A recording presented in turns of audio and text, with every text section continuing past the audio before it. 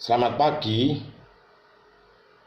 Assalamualaikum warahmatullahi wabarakatuh. Pagi ini saya akan membuat testimoni tentang vaksinasi virus COVID-19 di Indonesia.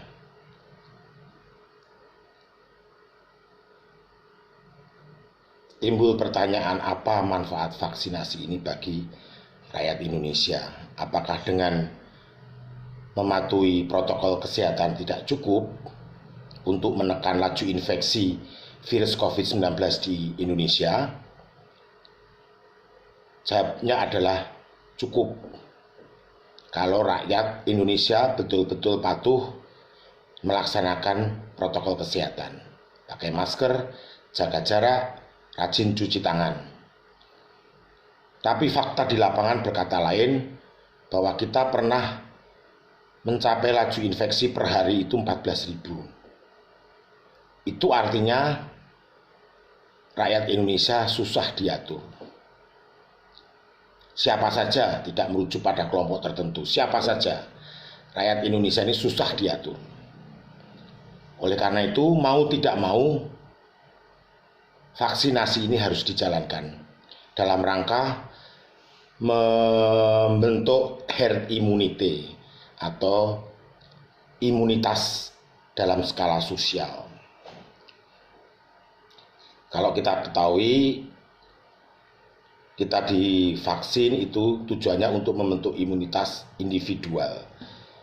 Maknanya medis, tetapi kalau banyak orang divaksin dalam waktu yang hampir bersamaan dalam kondisi pandemi, itu yang dituju bukan hanya kekebalan individual, tetapi adalah membangun herd immunity.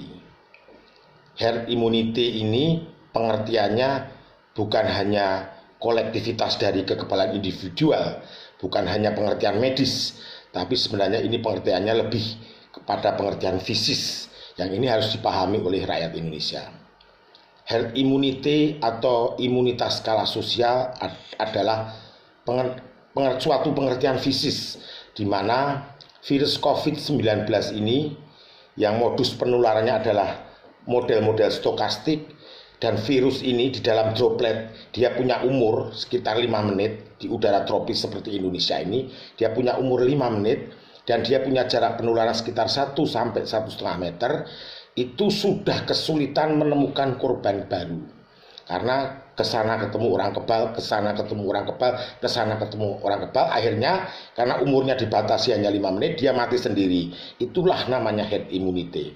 Vaksinasi ditujukan untuk membentuk herd immunity. Herd immunity itu bukan hal yang statis, bukan hal diam terbentuk langsung selamanya. Oh tidak, untuk setiap tipe infeksi berbeda-beda. Khusus untuk vaksin COVID, khusus untuk virus COVID-19 ini, herd immunity karena vaksinasi itu umurnya terbatas. Jadi pengaruhnya banyak sekali.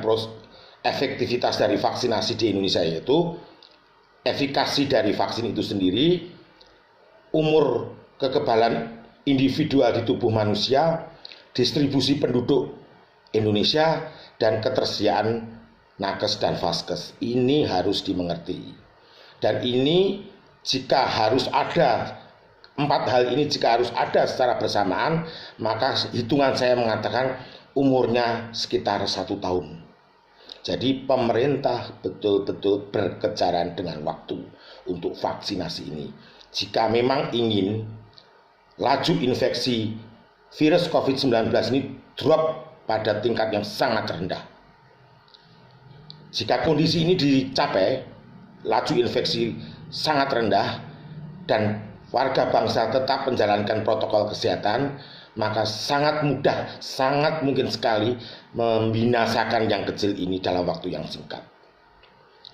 Kita melihat pandemi ini bukan hanya dari segi medis, Sekali lagi, bukan hanya segi medis, tapi dari aspek lain, terutama aspek ekonomi, kehidupan rakyat Indonesia. Ini harus dimengerti, tidak hanya dari aspek medis. Maka dengan tujuan tersebut, vaksinasi adalah satu-satunya cara saat ini yang bisa dikerjakan oleh pemerintah untuk menekan laju infeksi virus COVID-19 di tanah air. Saya beberapa waktu yang lalu, sekitar tanggal 17 Januari 2021, telah menulis surat terbuka ke Presiden Jokowi mengusulkan vaksin mandiri. Artinya vaksin gratis didampingi vaksin mandiri. Dan pemerintah sudah mengeluarkan izin vaksin mandiri ini, sudah ada izinnya, ada payung hukumnya. Saya ingin menjelaskan hal itu supaya tidak terjadi salah tangkap. Orang yang memilih vaksin mandiri atau gratis itu adalah pilihan masing-masing.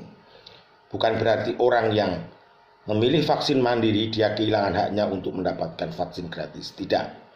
Vaksin mandiri ini dimunculkan, idenya saya munculkan adalah untuk mempercepat proses vaksinasi di Indonesia.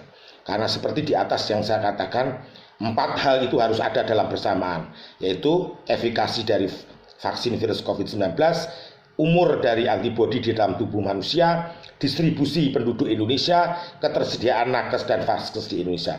4-empatnya ini harus ada secara bersamaan untuk menurunkan laju infeksi virus COVID-19. Vaksin mandiri ditujukan untuk mempercepat proses vaksinasi. Itu tujuannya. Saya tahu persis pemerintahan Presiden Jokowi telah melakukan semuanya dengan baik, semuanya dengan serius untuk mengatasi pandemi COVID-19 di tanah air. Walaupun saya bukan orang pemerintahan, walaupun saya tidak di lingkaran kekuasaan, tapi saya tahu persis bahwa Presiden Jokowi telah melakukan segalanya untuk bangsa ini. Jadi jangan sampai disalahartikan makna dari vaksinasi mandiri ini. Vaksinasi mandiri ini ditujukan untuk agar proses vaksinasi di Indonesia lebih cepat. Di surat terbuka saya yang tanggal 17 Januari 2021, saya mengatakan bahwa kuncinya proses vaksinasi itu di Pulau Jawa. Bukan berarti ingin memprioritaskan orang Jawa, tidak. Di Pulau Jawa ini laju infeksinya paling tinggi. Jawa Barat, Banten, DKI Jakarta, Jawa Tengah, DIY, Jawa Timur. Itu laju infeksinya paling tinggi. Ada beberapa di luar Jawa, di Sumatera, tapi yang sebelah timur sana laju infeksinya rendah. Kalau di Jawa selesai, maka di tempat lain juga selesai. Saya tahu pasti itu. Sehingga vaksinasi itu harusnya diprioritaskan di Pulau Jawa, selesai secara simultan juga dilakukan di daerah lain, tapi prioritasnya di Pulau Jawa. Karena laju infeksi yang paling tinggi itu ada di Pulau Jawa. Jawa selesai, di luar Pulau Jawa juga selesai. Itu kira-kira testimoni saya tentang vaksinasi pagi ini. Besok saya akan membuat testimoni lagi tentang mengatasi krisis keuangan di PT Garuda Indonesia, tata kelola energi dan sumber daya mineral, pendidikan nasional, ilmu pengetahuan dan teknologi. Assalamualaikum warahmatullahi wabarakatuh.